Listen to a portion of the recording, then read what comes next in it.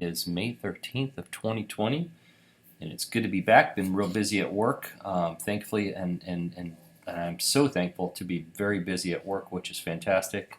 But here we go. Got a bunch to talk about today, and I hope you guys enjoy it. So first thing is on Coin Paprika. Seems to be a bit of a green day going on.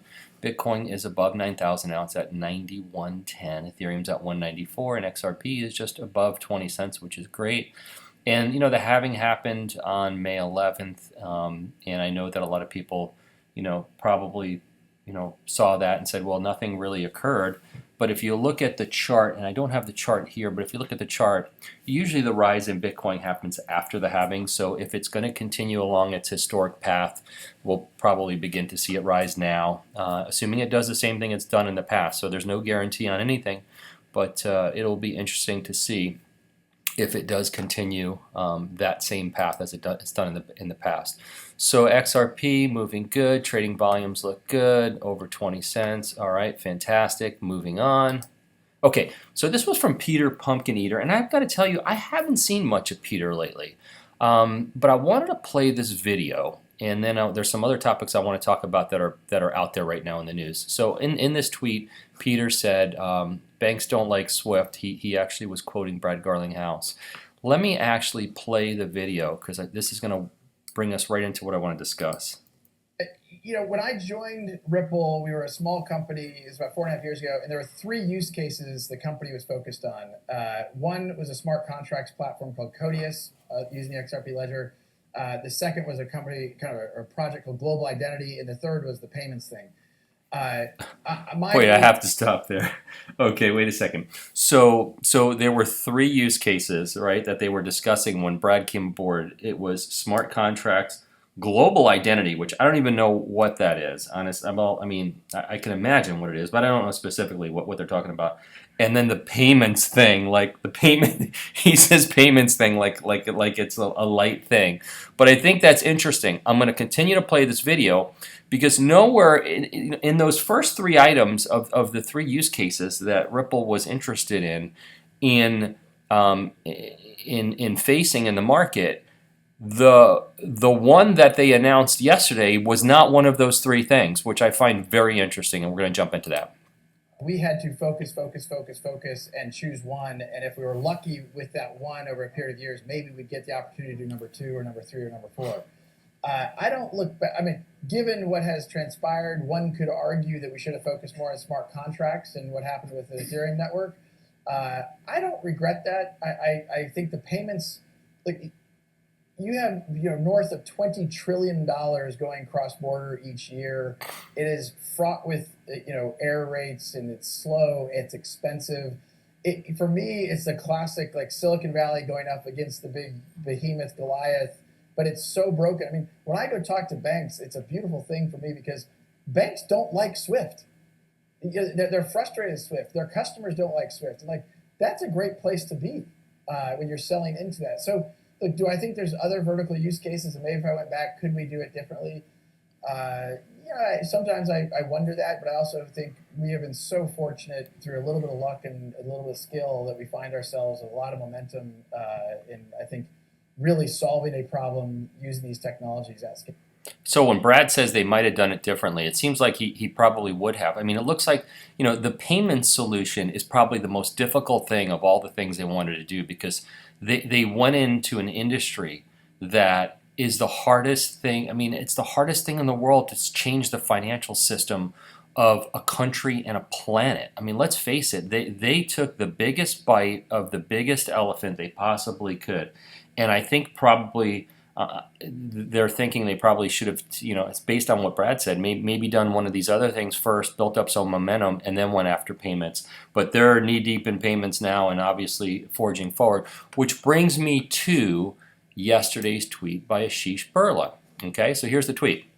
Looking for a product director to bring an entirely new RippleNet product offering to market. Loans! Exclamation point.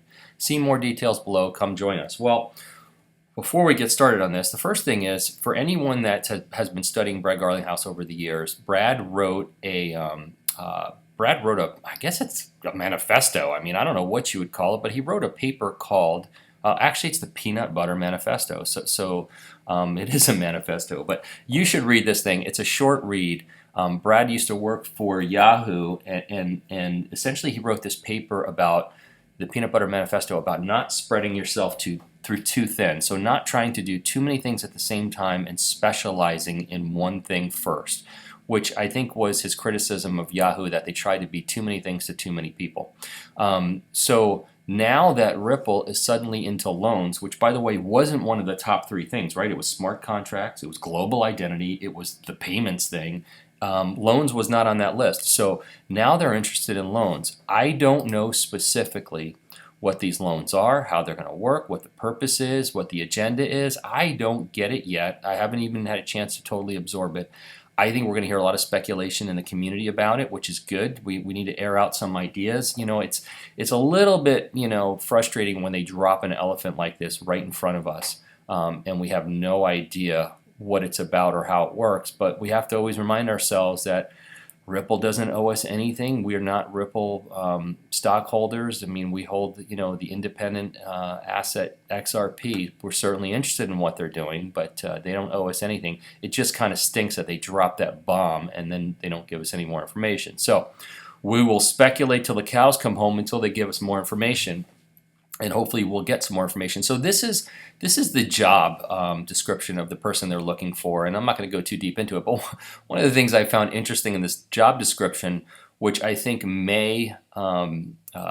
this may be a telling reason why some people have left Ripple or been invited to leave Ripple, is in this job description I found something very interesting. It said who you are, and you go down to the bottom, it says a low ego and a high drive to deliver. And I have a feeling that when Ripple goes and gets some of these amazing hired guns that work for other companies, that these guys tend to have big egos, and that comes with success. So it could be a little bit of a challenge. So I'm sure that's been a rub for Ripple, because they're so used to people that in the tech world that are used to building and collaborating and working together and making things happen, and that team effort, and then they go out and get hired guns for specific tasks, and these guys, they have egos because they're the best or one of the best at what they do. So I thought that was interesting. I want to share that with you guys if you hadn't seen it. Okay, moving on. Shane Nixon, you got to follow Shane Nixon on Twitter. Shane is at Shane Nixon 11. I met Shane in Singapore when I went to Swell last year. He's a fantastic guy. He is a financial advisor. He does not act like one on Twitter. He's not anyone's financial advisor on Twitter, but he is a personal financial advisor. So he had made a statement about this. He said, very interesting, Ashish Burla.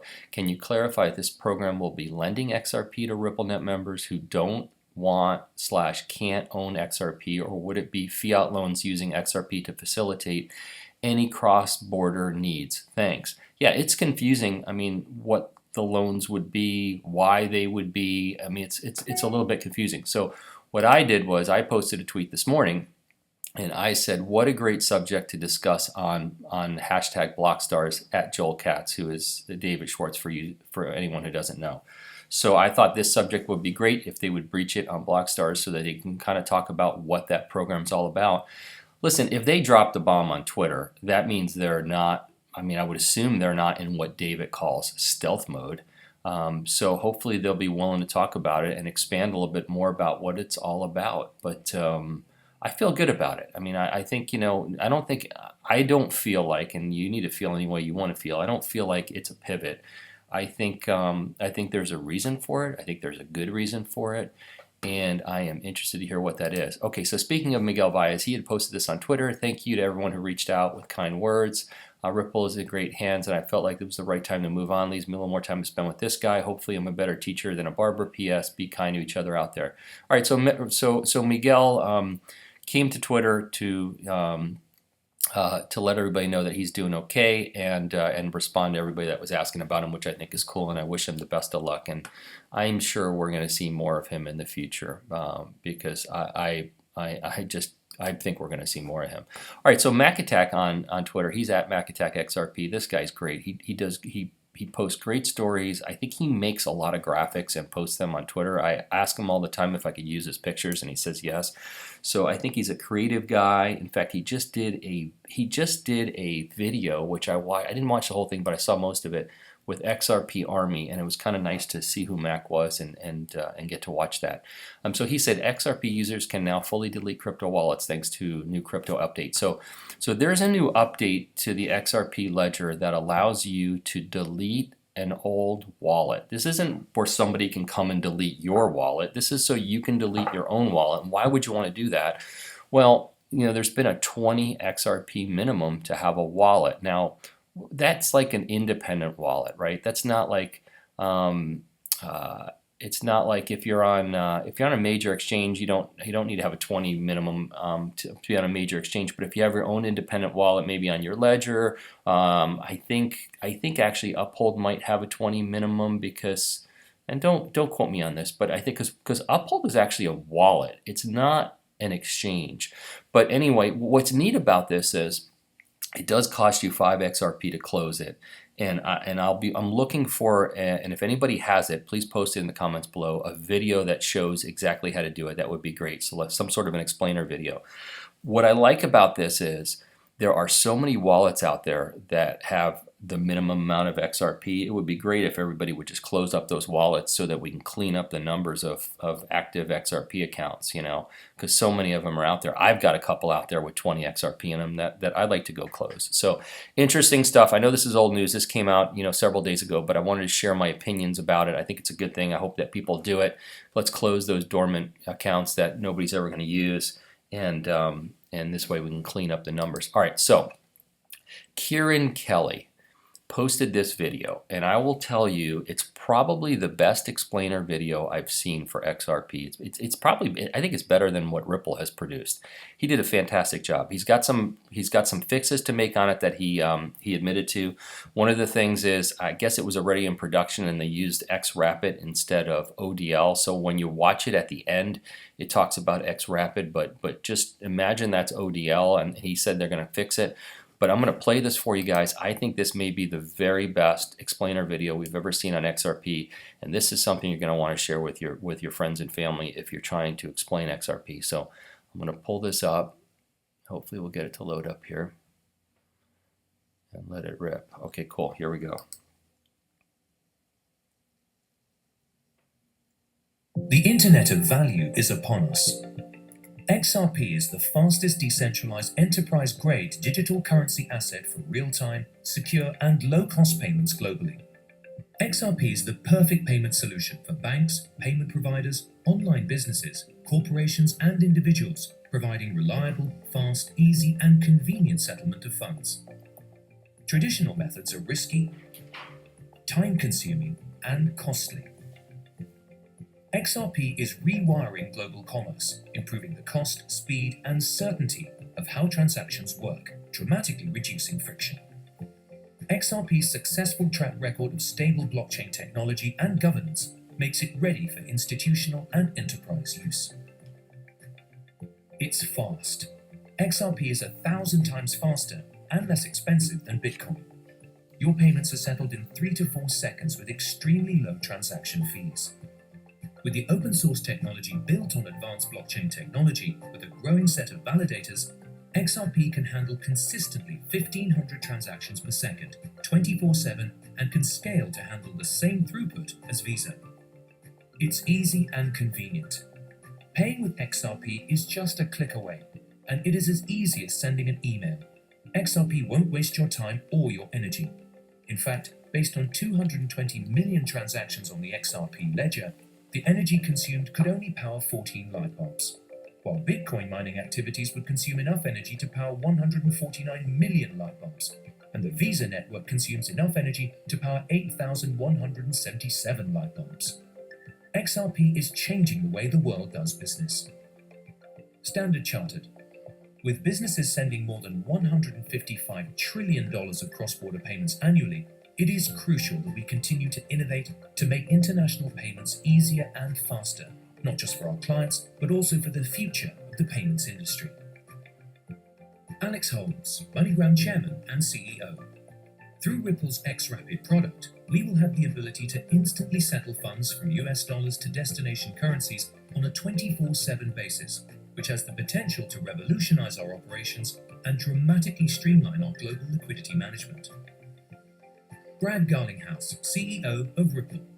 This strategic partnership will enable MoneyGram to greatly improve its operations and enable millions of people around the world to benefit from its improved efficiency. This is a huge milestone in helping to transform cross-border payments, and I look forward to a long-term, very strategic partnership between our companies. XRapid, part of RippleNet, can save customers up to 70% and provide on-demand liquidity for cross-border payments with XRP to enable instant payments, helping to reduce the $10 trillion locked in pre-funded accounts globally in destination currencies. Now is the best time to make the change. Learn about the hundreds of online exchanges that are available to buy and sell XRP with dollars, pounds, euros, yen, and more, or trade your other cryptocurrencies like Bitcoin for XRP. Visit xrp.co for more information today. What a fantastic job. So thank you to Kieran Kelly who created that. It was a fantastic job. You guys follow him on Twitter if you'd like, at Kieran it looks like ML Kelly. And also I will post the link to that video in the comments. I'll pin it in my comment section below so that you guys can get to it and share it with people that you want to share it with. I think it's fantastic. All right, so moving on. Once again, Shane Nixon had posted this. Okay, here's another video, guys. This is a great one. All right, margin calls on leveraged accounts can cause a domino effect. I cannot believe that when he did this post, it only had 2 likes. This was fantastic. So, you know those flash crashes we see, like the other day there was a flash crash in Bitcoin. It went down like 10-11% within minutes. It was crazy. This video really explains to you why that happens. And this is one of the reasons why you have to be really careful using, you know, these companies. And I don't want to single anyone out. I mean, there's you know, you got Nexo and Celsius and all these other companies that have these crypto loan programs. But you have to be really careful, because if the asset drops to a point, you know, if it drops too low, they'll liquidate you. I mean, they will literally wipe out your account. Anyway, I want you to see this video. One more video, guys. It's a short one, but this is a great explainer video. Hi, my name is Sam Bankman-Fried. I'm the CEO of Alameda Research. We're a quant trading firm and liquidity provider in the cryptocurrency ecosystem. Today I'd like to talk about one thing that's been a significant cause of the recent market downturns, and that's liquidations. When an account with a large exposure to Bitcoin, for instance, an account that had bought $100 million of Bitcoin on 10x leverage and then watched markets go down 5%, when that account is in danger of going bankrupt, all the assets need to be sold off before it actually does go under. The closer that account was to bankruptcy at the beginning of this process, the more desperately you need to sell off its assets. In crypto, often these liquidations don't even start until the account is only 1% away from going under, which means that all of its assets need to be sold off almost immediately. This can have really large impact.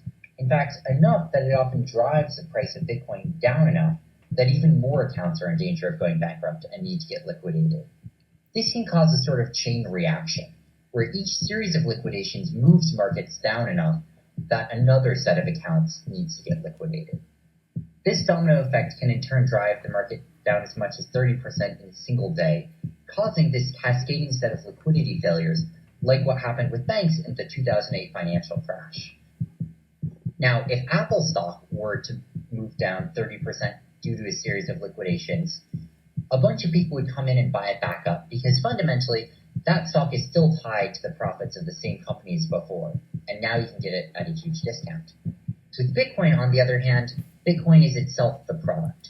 And so if it goes down 30%, even if it's just because of a series of liquidations, there's not really any reason it has to recover, meaning that the impact of liquidations in cryptocurrency is a lot more permanent than in traditional equity markets.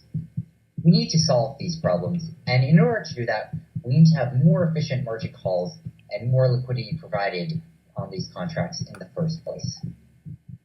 Great video, great video. So I hope you guys appreciate that video. It's an awesome video.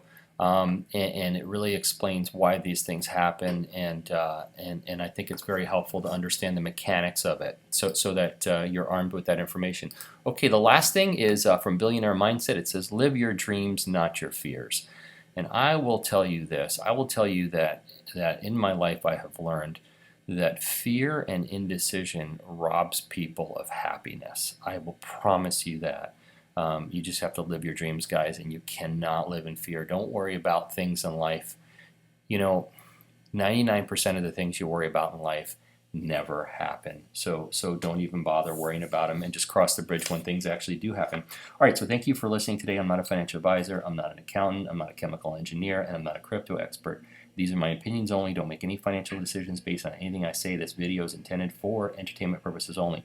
Hey, please like and subscribe, and if you haven't subscribed yet, please hit the subscribe button, and also you can hit the notifications button if you want to be notified when I have new videos, and share my videos with anybody who you think might enjoy them, and I hope everybody has a fantastic day.